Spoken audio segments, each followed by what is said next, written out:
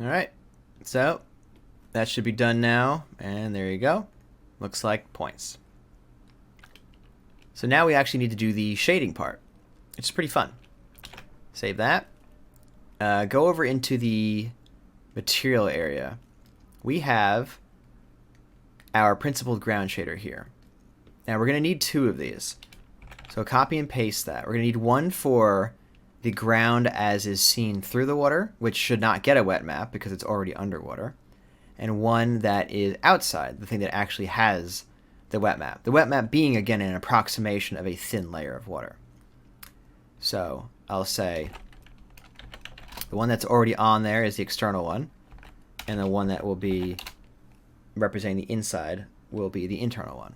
Now it's the external one that we need to modify to actually see this work.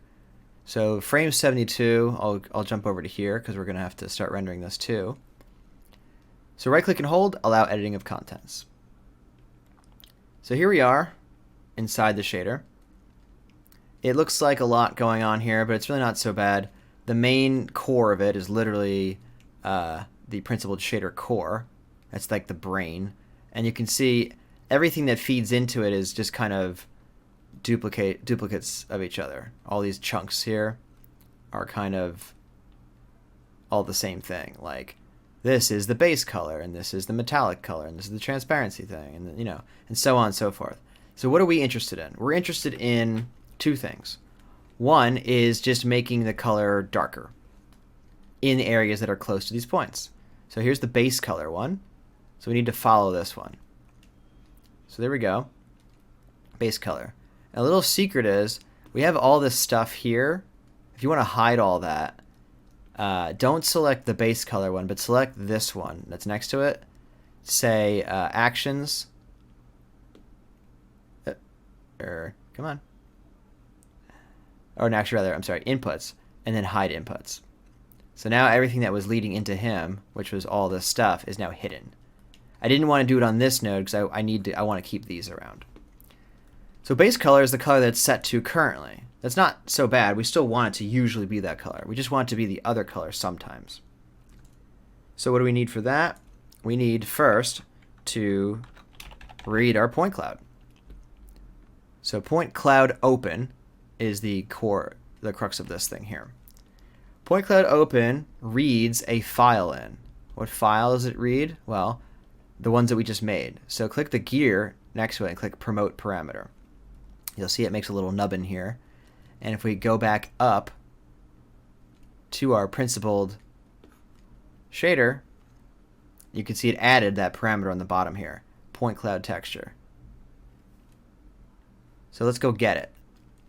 We know it's in the wet map cache. It's this. This is literally this file. So copy that parameter and come back to here.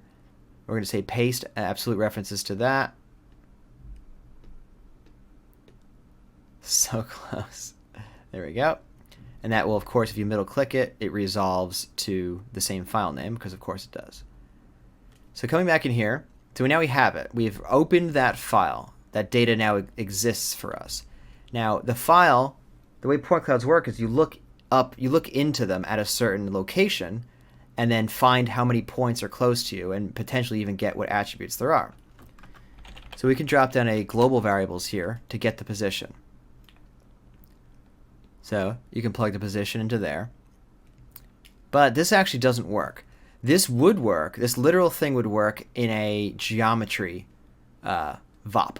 These are VOPs, vex operators. But because we're in the shading area, the materials area, position means something else now.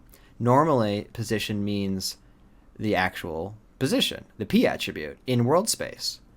But when we're in the shader, P means the position in camera space.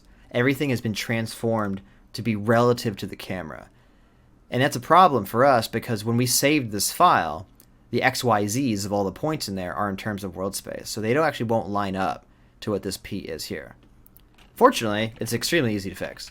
Put a transform down and say, well, transform it. Transform it from the camera to the world, because that is what this is actually in. So there you go. Crisis averted. So now we actually want to read that. The point cloud itself has a radius and a number of points. Now, the radius is the maximum distance it will look to find the 10 closest points.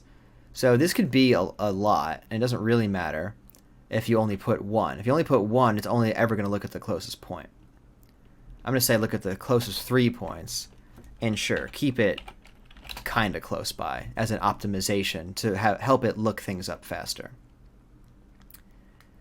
To actually get the value, there's a few ways to do that, but I'm going to say use point cloud filter, which will take the points that it found, in this case 3. So connect the handle to the handle being the memory address to the point cloud structure that exists in memory. And we want the wetness attribute. So at this point, we have it. We have whether it's wet or not. 0 being not wet, 1 being wet, and then anything between being that kind of, evaporaty fall off business. So the rest of it's pretty easy. We can make a new parameter. We already have the default color, so let's make another color. And this will be the wet color. And we can say mix between those two colors. When you are wet, choose this color. So put this one in first. That's when it's going to be 0. Put this one in when it's going to be 1. And this is the bias, that filter that blends between the two.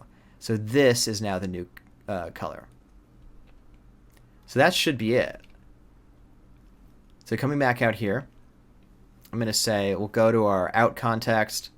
I'm going to turn off, for now, the actual liquid stuff and white water. Let's just look at the ground.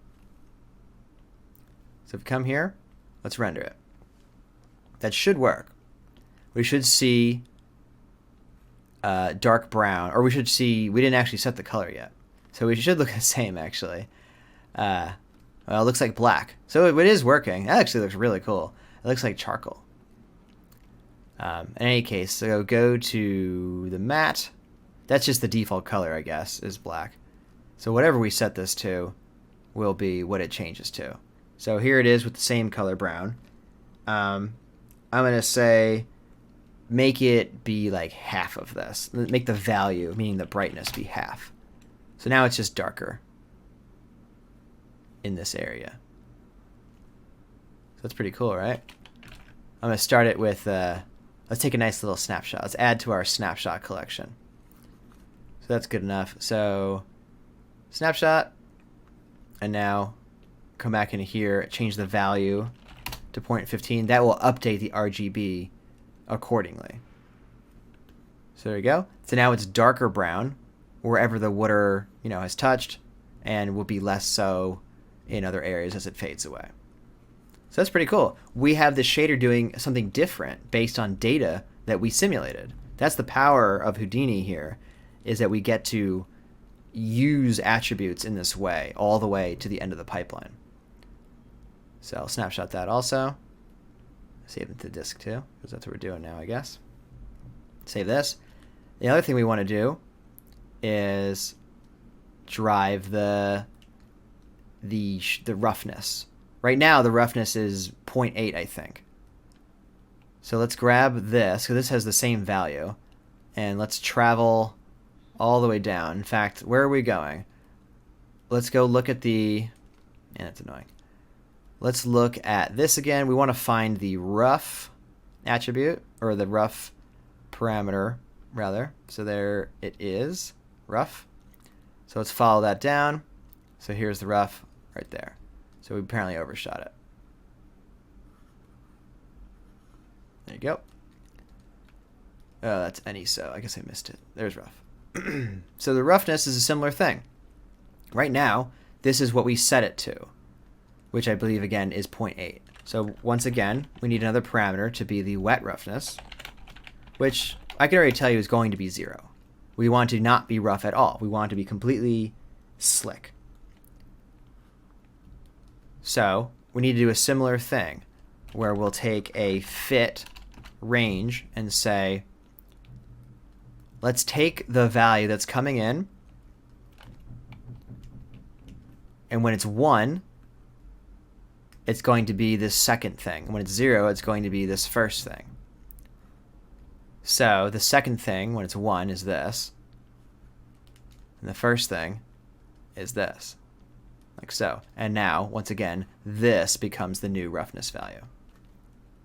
So coming back out here, this should now look all slick and shiny and weird. And here's hoping. Yeah. Look at that. That alone looks cool. And again, we're doing all of this in one shader. Just dry and bright out here and then wet. It looks like the river literally just stopped flowing through here a moment ago. It looks cool on its own. Of course, we're only going to see this in little tiny areas next to where the river is, but, you know, it'll still be cool. So that's really awesome. So that clearly works. So take one more screenshot, save it, pause it, save our file too. I've done that for a while.